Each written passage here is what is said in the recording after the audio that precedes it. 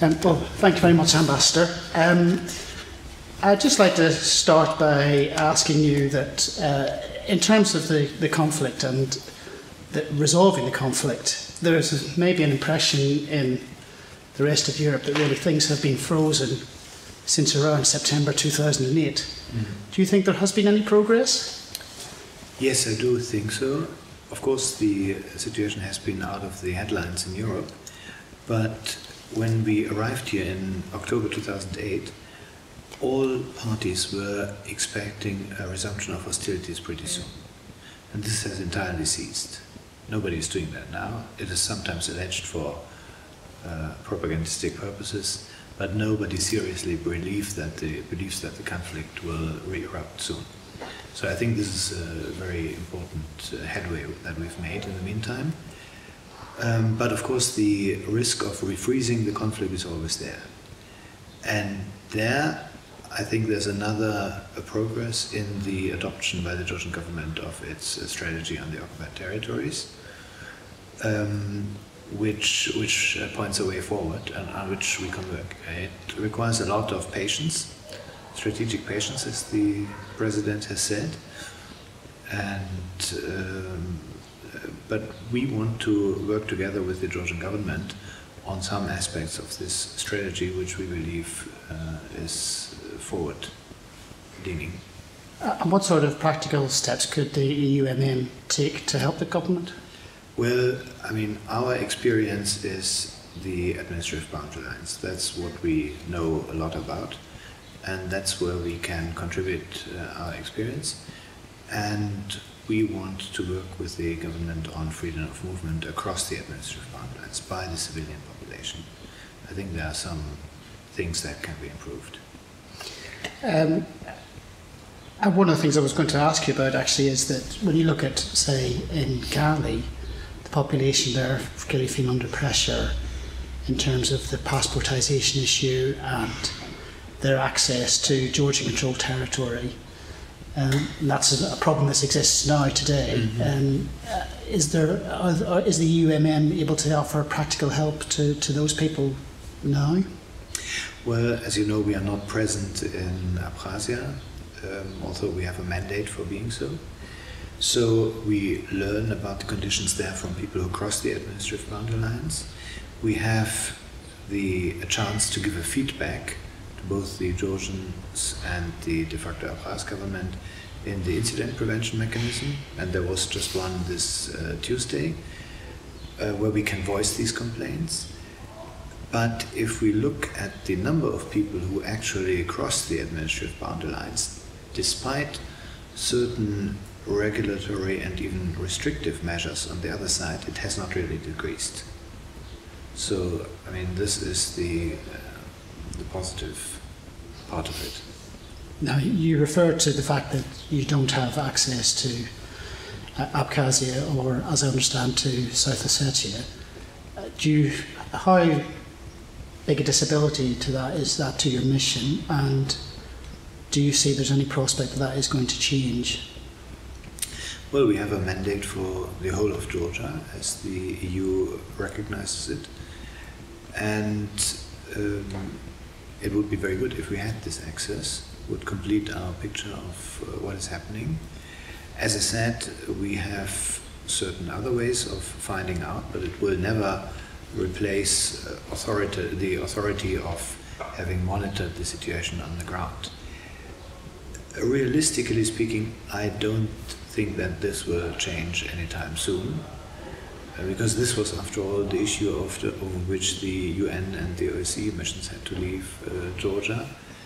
So I don't expect it's going to change anytime soon, but asserting our right to go there is part of the non-recognition policy of the European Union with respect to Abkhazia and South Ossetia. And so we will continue to do so. And presumably you would say that the European Union as a whole, indeed Europe's allies across the world, need to continue to put pressure for that mandate to be recognised and implemented. Of course. Now, just looking at inside Georgian Administrative Territory, there is still a huge refugee problem in terms of the IDPs, the internally displaced persons. And there must be a concern that that will be a problem that could last for a very long time in Georgia and could have very negative impacts on Georgian society.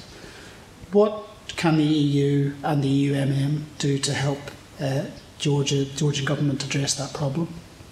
Well, the refugee problem has already lasted a very long time. If you take the first caseload of refugees who came out of Abkhazia in 1993, we are a non-executive mission, so we have no money to finance projects to help the refugees.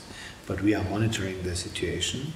We are cooperating with the EU delegation, naturally, but also with the Ministry of Refugees and Accommodation, and with the Foreign Ministry and other actors here in Georgia, with a view to identifying options to improve their situation.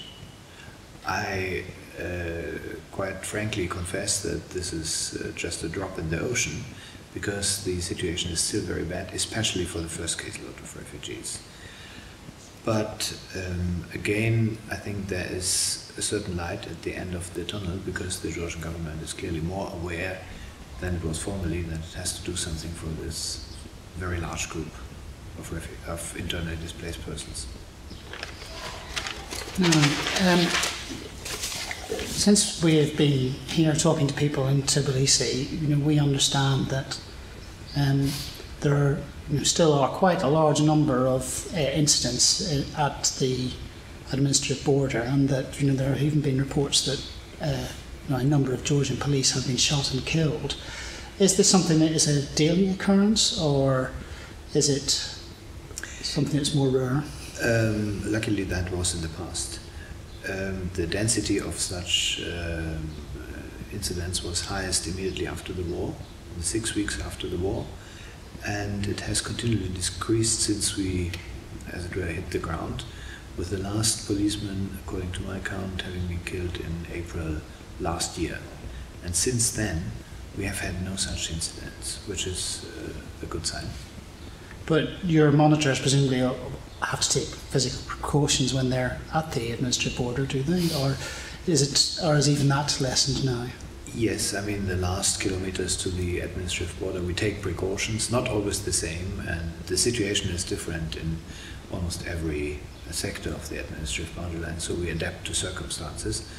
But we still want to project as civil an image as possible. So, although we ride armored vehicles, we don't always walk around in body armor, but we try to engage people wherever that's possible. Okay, now, obviously there have been major changes in the European Union's foreign and security setup over the last few months because of the coming into force of the Lisbon Treaty. Does that have any impact on the monitoring mission's role? It will have an impact when the mission and the CPCC, which is our lead agency as it were in Brussels, will be part of the External Action Service of the European Union. But that is not yet the case. So we are gearing up for that.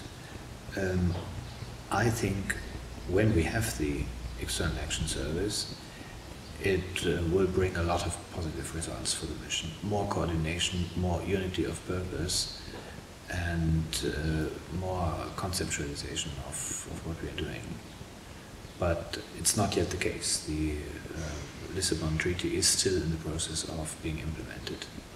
We've seen in the last few days that it's been announced that the European Union is going to have a role in monitoring the local elections in Georgia. Are the EUMM involved in that at all? No. We want to stick to our mandate, and that's stabilization, confidence building, normalization, reporting to Brussels. And it doesn't enter it except if there are security consequences from the local elections, which I do not hope and do not foresee.